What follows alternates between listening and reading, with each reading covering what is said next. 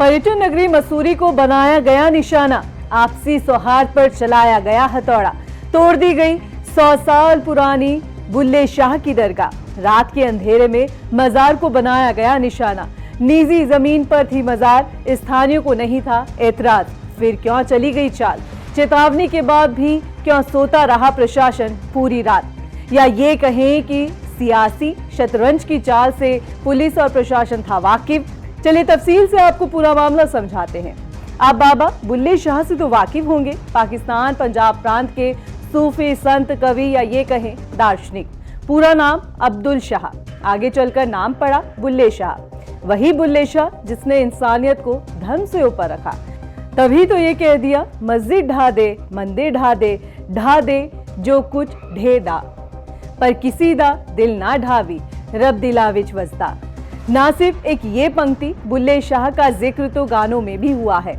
कभी बुल्ला यार बन जाता है, कभी खुद से वाबस्ता होना चाहता है, कभी बुल्ले की कहानी में अपनी मोहब्बत का कोई अक्स ढूंढता है। अब इन्हीं बुल्ले शाह की मजार को पर्यटन नगरी मसूरी में निशाना बनाया गया है। शांत वादियों में आपसी सौहार्द को बिगाड़ने की कोशिश की गई है प्रशासन की नाक के नीचे। बता दें कि मसूरी के बाला हिसार में वाइनबर्ग एलन स्कूल की जमीन पर ये बुल्ले शाह की मजार बनी हुई थी, जिसे कथित हिंदू संगठनों ने तोड़ दिया। रात के अंधेरे में मजार को निशाना बनाया गया। पहले मजार के मेन गेट को ताले से तोड़ा गया, फिर मजार में दाखिल होकर वहां मौजूद धार्मिक किताबों को निशाना बनाया गया।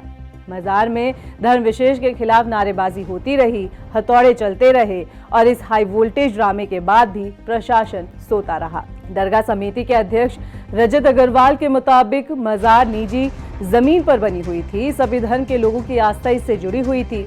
रजत अग्रवाल ने यह भी आरोप लगाया है कि प्रशासन आरोपियों की चाल से पहले ही वाकिफ था, फिर भी कोई ठोस कदम नहीं उठाया गया।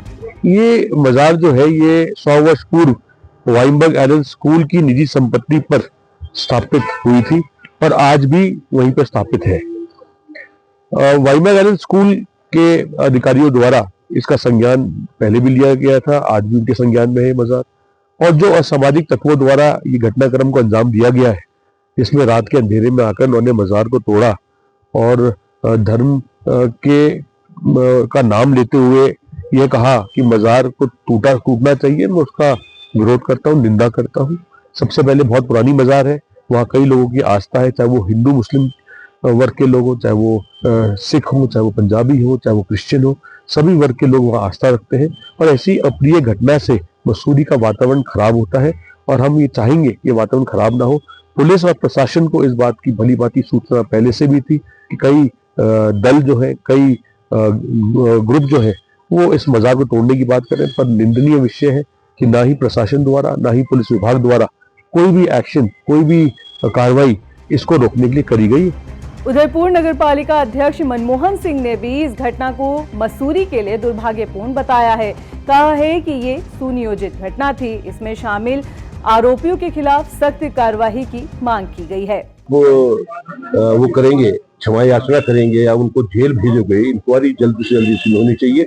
चाहे उसमें 3 आदमी या 6 आदमी को नाम इन्होंने दे दिए, वो नाम जो किया सबसे पहले वो जेल जाने चाहिए। उसके बाद और इंक्वायरी हो कितने लोग इसके पीछे थे और कौन कौन राजनीतिक दल के लोग इनका सहयोग वहां कर रहे हैं। ये बहुत बड़ी बात है। ऐसी घटना मसूरी के लिए बहुत अच्छी बात नहीं है और ये मैं तो कहता हूँ कि ये पुनरावृत्ति मसूरी में दोबारा नहीं होनी चाहिए। उधर पुलिस की माने तो 3 नामजद आरोपियों समेत 25 से 30 अज्ञात के खिलाफ में मुकदमा दर्ज कर लिया गया है। मामले की जांच की जा रही है। हालांकि ये तो वक्त बताएगा कि आरोपियों पर पुलिस क्या कार्रवाई करती है, लेकिन सवाल यहाँ ये उठता है, अब तक जहाँ प्रशासन अवैध मजारों पर बुलडोजर कार्रवाई कर रहा था, क्या अब उसने ऐसे संगठनों को छूट दे दी है? इस रिपोर्ट को लेकर आपका क्या कहना है? आप हमें कमेंट कर सकते हैं। आप देख रहे थे खबर उत्तराखंड, मैं थी आपके साथ रक्षंदा खान। कल फिर हाजिर होंगे किसी और मुद्दे के साथ। नमस्कार।